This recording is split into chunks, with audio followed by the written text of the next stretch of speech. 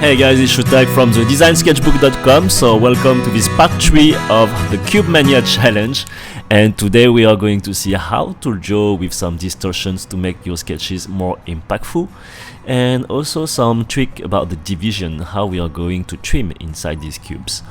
So how we are going to start is like as usual, we are going to start with a simple cube right here in perspective. So once again, feel free to start with the designer starter kit that you can download on the blog. So it's going to help you to get all the basics to start in good conditions, especially by drawing with straight lines.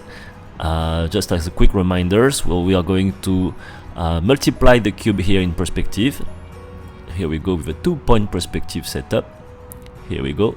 So you have been through all this in the video number 2, which was just a previous one.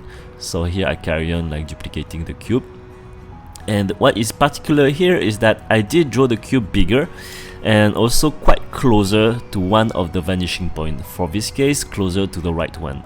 So this is how like you will create some more distortion into your sketches, is like purposely putting very close to one of these VP being the vanishing point. Alright, so now I'm playing just by duplicating the cube in a different direction, and I'm going to add more and more. Dun, dun, dun, dun, dun. So it's really like playing a game by just like adding this multiplication to these techniques. And as you can see here, I got user ghost drawing. I simulate the movement, but I didn't draw the full length of stroke until the vanishing point. Is kind of the way that I can save some blank space to gain in clarity.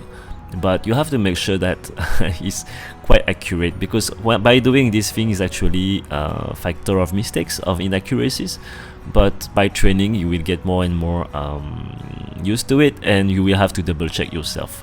Like actually like you can see here, my line was not very straight, it was bended, but so this is what you need to iterate on top of it to correct. Okay, so always like having this good habit to double check at the same time that you're drawing as well. Alright, as you can see here, it's very close to the right vanishing point. I even am tempting to say too close, it's super close. This is why it's giving that distortions. It's like you are kind of looking through a fisheye lens, this kind of feeling.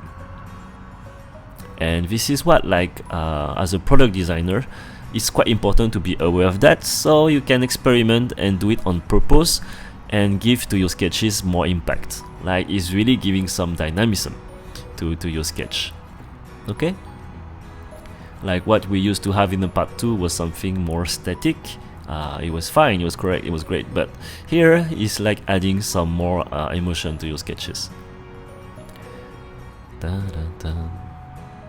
Okay, let's carry on right here. We're going to draw some more. It's kind of giving some speed effect. It's like what is going to be in front will be very huge, and when it's going to the back is going to be very small. The contrast is it will be quite important.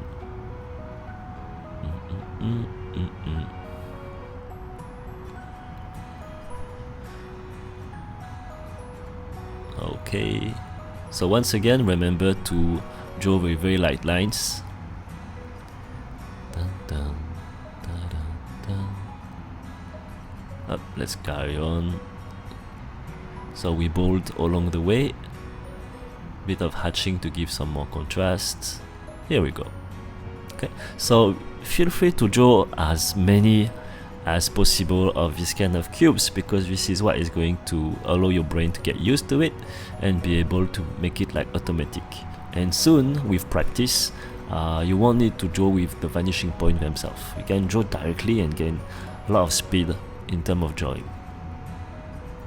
You will just use like this vanishing point as a tool to double check if what you have done is right. There we go. So we draw in all directions. I mean, like from him from right to left. And as you can see here, like what is above the horizon line, the HL, you can see below, and what is below, you can see on top of it. It's something in Notion that you can also see in Designer Starter Kit. And as you can see here, is the same volume, and this is what is interesting, that the level of the eye is a horizon line.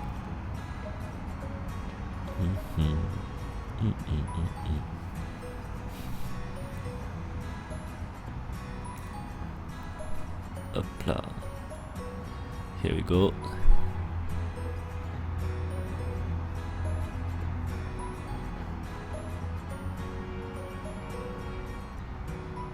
So once again, if you start these sketches, and if you are a true beginner, feel free to start with a ruler, so you can gain accuracy and you can gain more confidence from start. And then train by doing by freehand.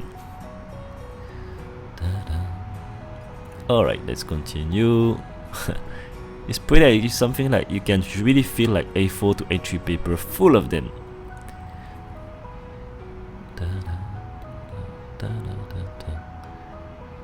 Here we go. That's pretty cool abstract shape though. So let's start some division. So basically, with the diagonal that we have made, we are going to draw through the cubes. As you can see here, it's like trimming. And I'm adding some hatching, so it really gives a visual effect that some lines are getting invisible. It's like the brain is just going to reconstitute what you need. Bam, I cut it, I trim by adding hatching, which is bolder. Okay, it's very simple. So this is the magic of design sketching, is that you can trim inside. It's like sculpture somehow. So you have to see in transparency. You do not draw only what is visible. You have to feel like the wall volume, and this is what is allow you as a product designer to draw from any angle a product. And this is why this exercise is so powerful.